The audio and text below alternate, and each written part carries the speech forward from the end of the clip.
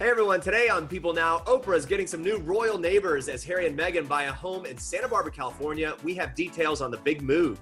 Chrishell Stause reveals personal details about her divorce from Justin Hartley. Justin gets blowback. Justin's other ex-wife comes to his defense. It is a lot. We are breaking it all down. Kelly Ripa and Mark Consuelos get very real about parent life, love life, and their loving squad spending tons of time together during the pandemic. It's a battle of the exes between Brian Austin Green and Megan Fox as she goes very public with her new love, Machine Gun Kelly. Plus, you always get to dream of having your dream job one day. Sabrina Carpenter, Liza Koshy, and Jordan Fisher are hitting the dance floor in the new movie, Work It. All about that and so much more today on People Now. Let's go.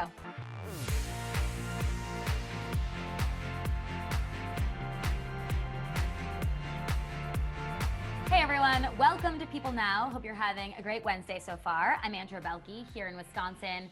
Hey Jeremy, how's it going? What's new? Nothing's new. I'm just thinking about this whole Prince Harry, Meghan Markle moving to Santa Barbara, and I wish I had the life that Archie's gonna have. Not a bad life. Not a bad life. We're going to be talking about that a little bit later, but first we begin with this. Here's what you need to know and what's trending today. CeeLo Green is apologizing after facing heat for criticizing Nicki Minaj, Cardi B, and Megan Thee Stallion in a recent interview. CeeLo has posted a note to social media saying that his comments were misconstrued as criticism of their morality, writing that he would never disrespect them by any means, and he acknowledges them all as, quote, powerful, beautiful, and influential women and professionals. He adds that he knows them personally and apologizes for any inconvenience caused due to a snippet of his interview being used as a headline.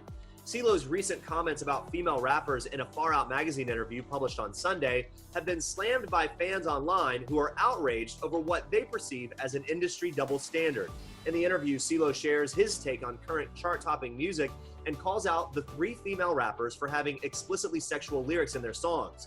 Fans are having none of it. One fan on Twitter wonders where CeeLo was when Kanye West and Lil Pump dropped their song, and also points out that CeeLo had sung about necrophilia in the past.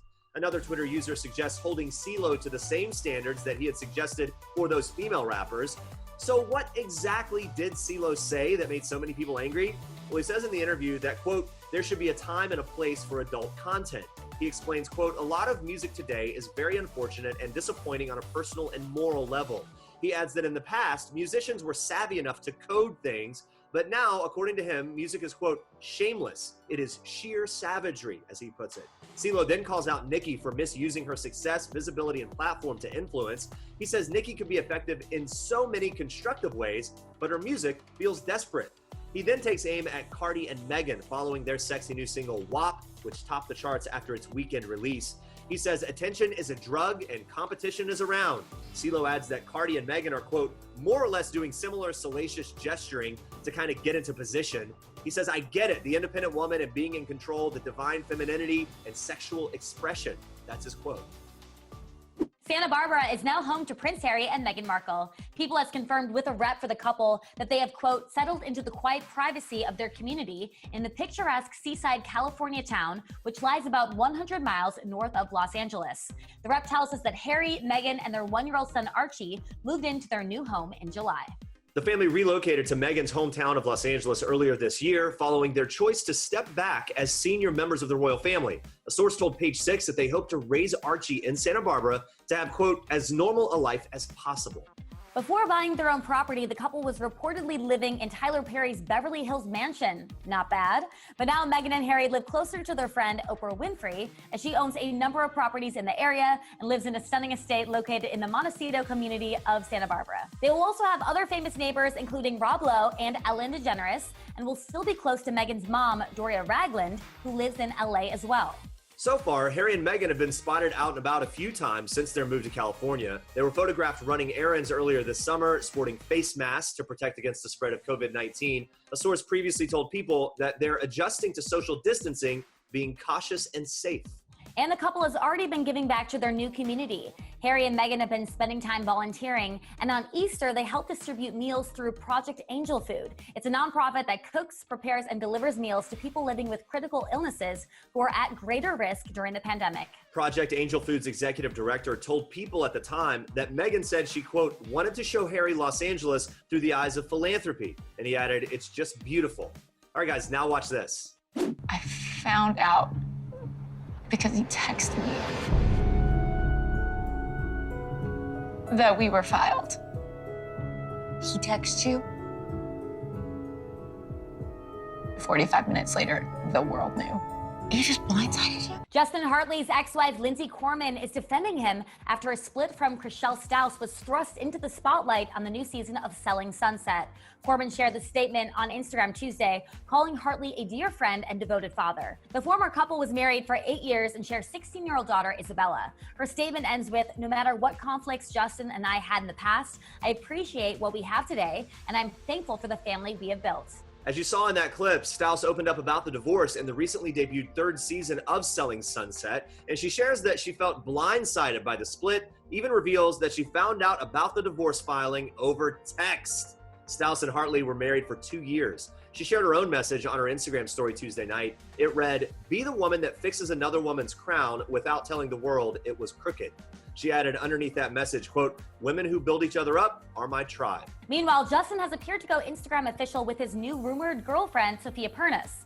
On Sunday, Pernas shared a photo to her Instagram story of a man leaning on a marble countertop, holding a cigar and an iced beverage in his hands. She captioned the pic, "Easy like Sunday morning." Hours later, Hartley posted a snap of himself sitting in a pool and holding a dog. He wrote a nearly identical caption, "Paisley like Sunday morning." So there you go. All right, guys, we're celebrating families. In this week's issue of People, we can't talk famous families without the queen of daytime herself, Kelly Ripa, and her family, husband actor Mark Consuelos and their 3 kids, Michael, Lola, and Joaquin. Now, the Sweet family is opening up about what it's like being part of their boisterous, hilarious, and most importantly, loving squad.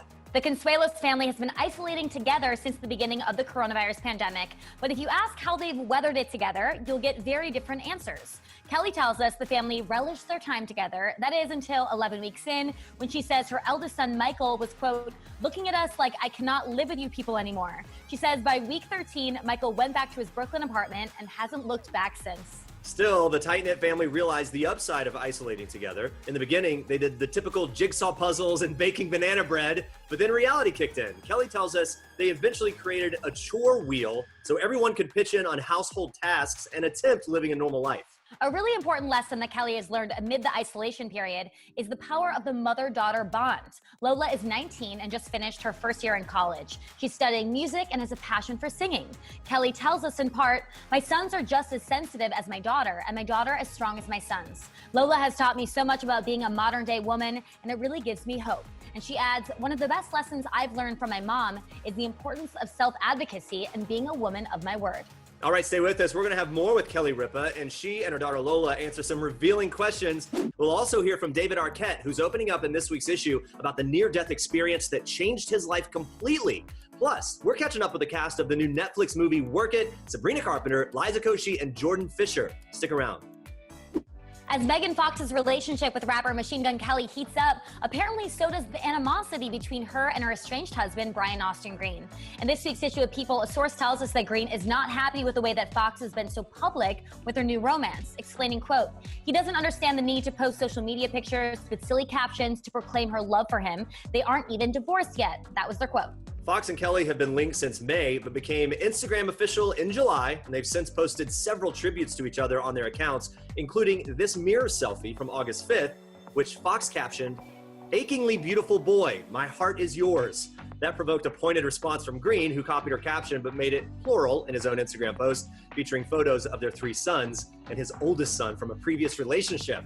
Whoa. A source says that Fox was always very private, so Green doesn't understand what changed, and that the public displays of affection annoy him. A source adds, quote, "It stings a bit too that Meghan moved on so quickly." The former couple met in 2004 and they married in 2010. Their relationship has been filled with ups and downs, including 2015 when Fox filed for divorce. But just a few months into their separation, the couple revealed that they were expecting their 3rd child, and they reconciled the following year. This May, Green revealed on an episode of his podcast that they had ended their relationship again. All right, switching gears now to more from famous mother-daughter duo Kelly Ripa and Lola Consuelos. Their bond is so sweet, and they got real with us about everything from embarrassing Insta pics to clapbacks to thirst traps. Watch. Something my mom posts on social media that I would never is the comments back to the haters. That's my fort, but that's where and I understand that's why that. the people follow me. I They wanna see understand. it. but I just don't even think you should give them the time of day. I mean, these people are sitting at home. Yeah. Wishing they were you. No, that's not right. I think my haters and I have a healthy relationship with each other. I think that it's a give and take because I think that the people that I clap back to are very clever. They're usually very funny. I usually get a good chuckle out of it. Right. And then they deserve the little oomph. The little pepper. Yes. They deserve it. Okay. They need it. That's good. Or the Boehlke. That was ridiculous. What's a Boehlke? The butt selfie. No, but that was good. That was ridiculous. The one thing I learned about social media from my daughter is apparently I should not clap back. But I feel like the clap back is what people want. No. We don't need any clap I thought for backs. sure you would say to irrelevant stop posting. people should stay out of our lives. All right, you're always wiser than I am. But I thought you were going to say I shouldn't post thirst trap pictures of your dad. That's disgusting. I did block that on my mind. I forgot that you even did that. I don't even know if I follow you on Instagram still. She unfollowed me. I'm kidding, I would never. She unfollowed and blocked me. It's okay, it's fine. I love these two. Now, Kelly is known for her incredible sense of style, so with Lola being her only daughter, we had to know if she ever shops in her mom's closet, and if yes, for what? The one thing I've borrowed from my mom's closet or vanity that she didn't know about is maybe a few crop tops here or there. I wanted something a little more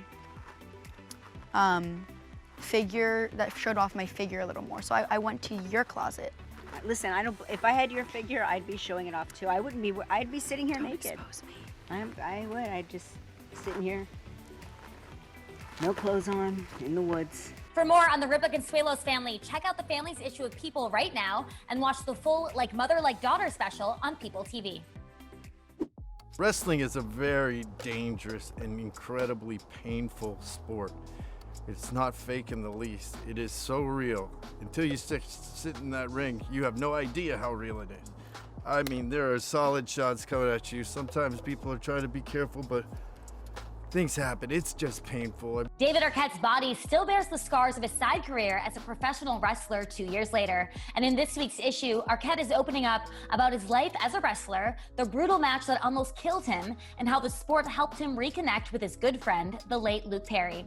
While many people think that wrestling is scripted, Arquette says it's very real, adding, until you sit in that ring, you have no idea how real it really is. And fans of Arquette can see just how real it is in his new documentary, You Cannot Kill David Arquette. You know, you're in control of your life. You're in control of what you do. And, you know, if you work hard enough and you really, you know, it kind of sounds like Disney, dreams do come true, but it's like Disney with a lot of blood. No, really, it's a crazy sport. I mean, there's one moment in the movie where I do something called a death match, which I would not do again. But I did something that, you know, I learned not to do, and that's you always have to stick to the plan. Stick to the plan even if something goes wrong. Stick to the plan even if you break your finger. Stick to the plan. Stick to the plan. Arquette is talking about a brutal match with wrestling pro Nick Gage from November of 2018, in which he was accidentally stabbed in the neck with a light bulb prop. Arquette says that he thought he was dying at the time. He was rushed to the hospital where he received stitches, and he also required surgery for a severed neck muscle. At that brutal match was Arquette's friend, Luke Perry, whose son Jack is also a wrestler who goes by the name Jungle Boy. Perry even helped rush Arquette to the hospital. Now, almost a year and a half after Perry's death, Arquette remembers him as gracious and shares that he was a part of his family. Take a listen. Luke was incredible. I mean, Luke moved into our house like when I was 18, 17. And Luke and my brother, sister, Alexis, it's complicated because she changed into our sister, but then at the end of her life, she wanted to then be referred to as her brothers. Luke and Alexis were really good friends. They met on a movie called Terminal Bliss, and Luke mentioned, maybe I'll come out to LA, and Alexis said, don't think about it, just come. After this movie, it's pilot season, come out, stay in my mom's house, And, you know, my mom had an extra room. She rented to him. He stayed. He got 90210. I was on a show called The Outsiders, and we were filming a season, and then we got canceled. And it was on Fox, and then we got replaced by 90210. So I was in like Gloomville, and Luke comes in like, my show got picked up.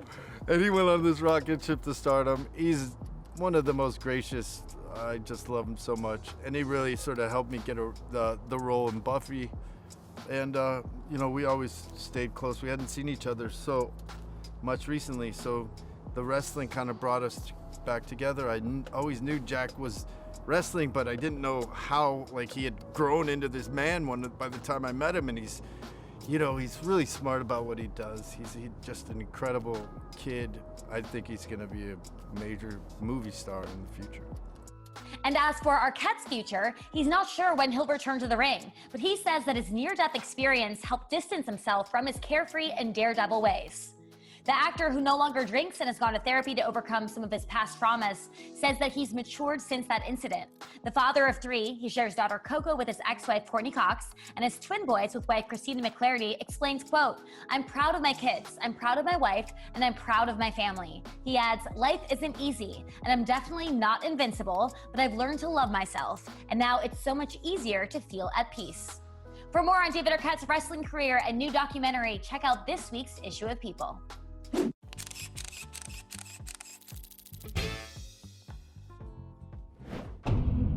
Beyonce, Queen Bey, I pray that you make my feet swift tomorrow, and that you make my moves have swagger.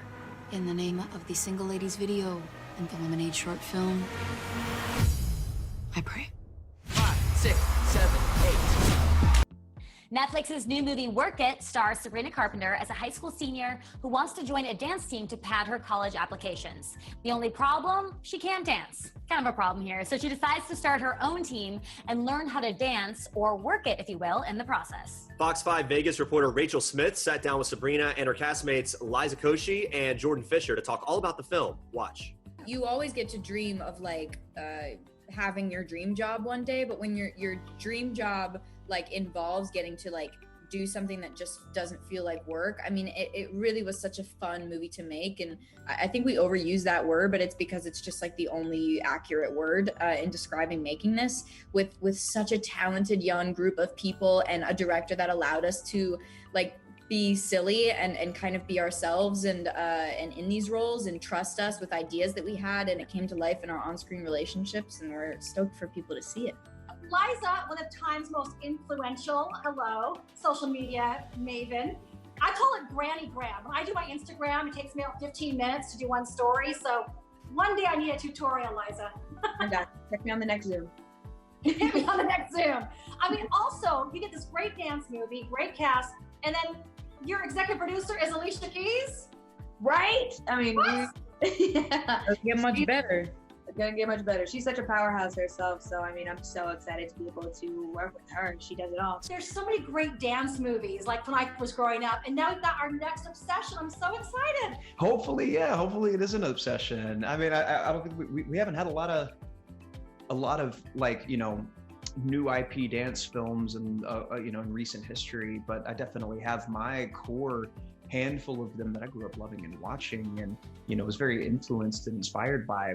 I think that the thing that's so exciting for me for this, you know, new generation that will have Work It to look at, the diversity and the messaging just being that, you know, how it's okay for plans to change in your life. You know, if you find a new passion in your life, how like you should give it a shot. And everyone, you can watch Work It streaming right now on Netflix. So earlier we were in like mother like daughter mode with Kelly Ripa and her daughter Lola, but now it's time for like mother like son. Disney Channel star Milo Manheim has been following in his mother, actress CAMRYN Manheim's footsteps since he was a toddler. Through his work on Disney's Zombies franchise and his 2018 second place finish on Dancing with the Stars, Milo has become something of a teen heartthrob. We asked CAMRYN when she learned of her son's heartthrob status.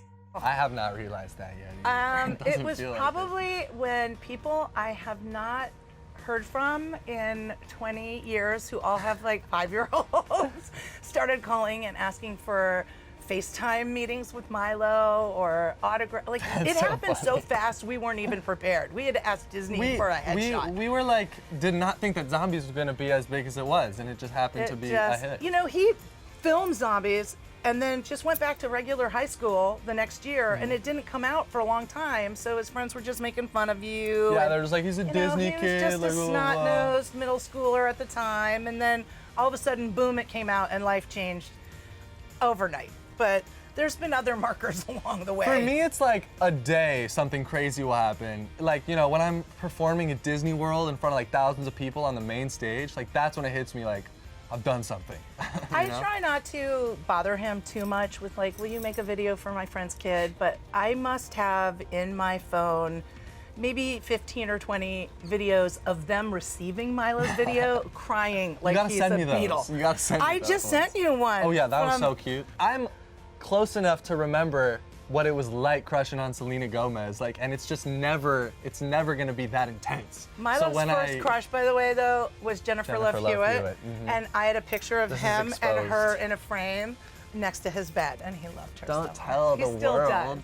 CAMRYN had just adapted to life as an empty nester when the pandemic brought Milo home from New York University. And since then, the two have been able to bond even more. In a round of like mother, like son, Milo revealed to us everything that he has learned from CAMRYN along the way, including the life lessons he's held on to from his mom. And I would say, this sounds like stupid and cliche, but it's true, especially with this one, but it's to fight for what you believe in, right? I would say that that's pretty much the thing that you passed down to me.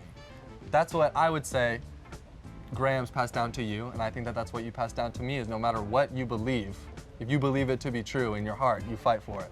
All right.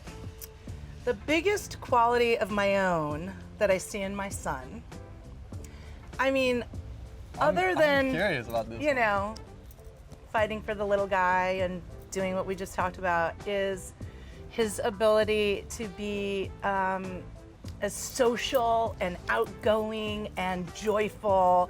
Like, one of the things we love to do, we both love to have a lot of friends around. We love to entertain.